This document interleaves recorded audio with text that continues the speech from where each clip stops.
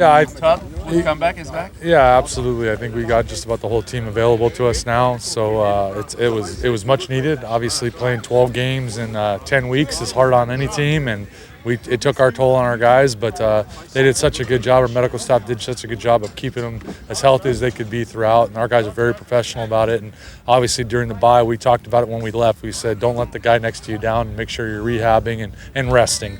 And I think they did a great job of that. I think we had great attendance all week for that part, and it shows because they're all ready to go.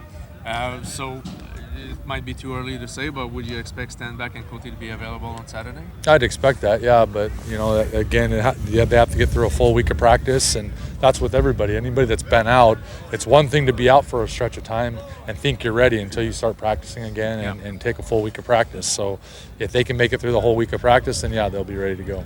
What's the challenge to play the last game of the season and the first game of the playoffs against the same team? You have to keep some of your playbook hidden, or I guess you don't want to go, with the full Monty on them and show.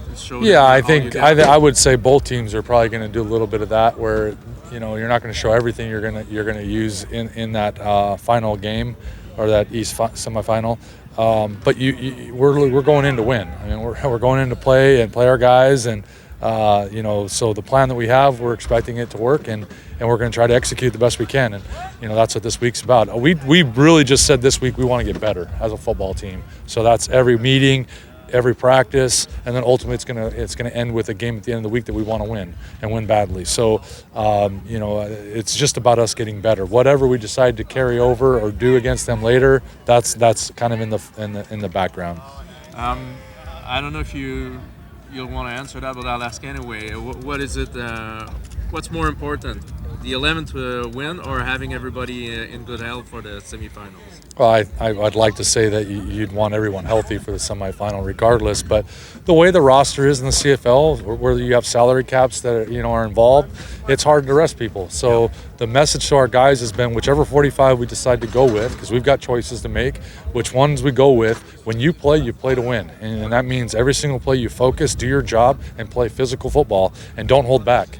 So I don't think you can play football any other way, and we don't preach that anyways. We preach competing. So when we go out there, we're going to go out there to get that 11th win and ultimately stay healthy at the same time. So, but it's football, and we've seen it all year. We have a locker room full of experienced guys because of what we've gone through this year. So we know that you give it all you got, and that's all we can ask out of our guys. And whoever plays that following week, they got to be ready.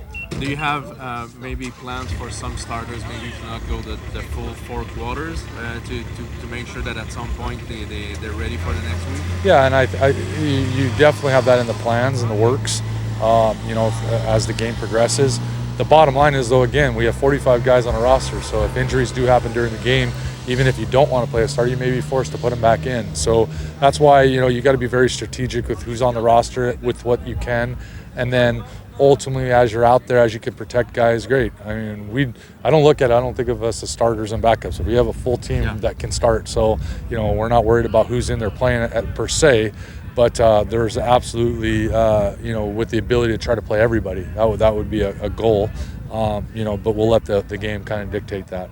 For me personally, I was able to go home, see my wife and my son, which I haven't seen in about 9 weeks. So rejuvenating, energizing. I was able to get back into 100%. You got some nicks and bumps and bruises where you take a week off and you get healthy again. The only thing is you're riding a 4-game winning streak, and so sometimes it can take a little bit of the wind out of your sails. But this team came back, dialed in. We had a really good practice today, and thought we did a really good job yesterday of coming in. And I think we all understand what's at stake. It's everything that we've wanted from the beginning. Training camp is right in front of us, and so we have that opportunity.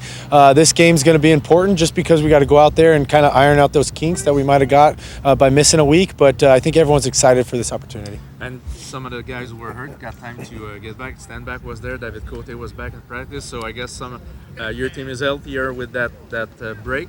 Without a doubt, I think if you don't get that first round bye in the playoffs, this is probably the next best thing, where you get a late bye week, especially with the way that we wrapped up things before the bye week, is very important, because then you can come back, and playing the same team back to back is always tricky, and I've never had a situation where you got to play the same teams back to back going into the playoffs. So I know that this game coming up, there will be a lot of chess matches going on between both sides, and so you can't really put too much stake into either one of them. But when you take the field, or when I take the field, I'm going to take pride in it, and I'm going to do everything I can to try and win a football game. And at the end of the day, there's no such thing as games that don't mean anything. It's professional football. There's jobs on the line. There's livelihoods on the line. And so going out there and going to give it everything I have as long as Coach Maas lets me play. And then after that, we'll have the conversation.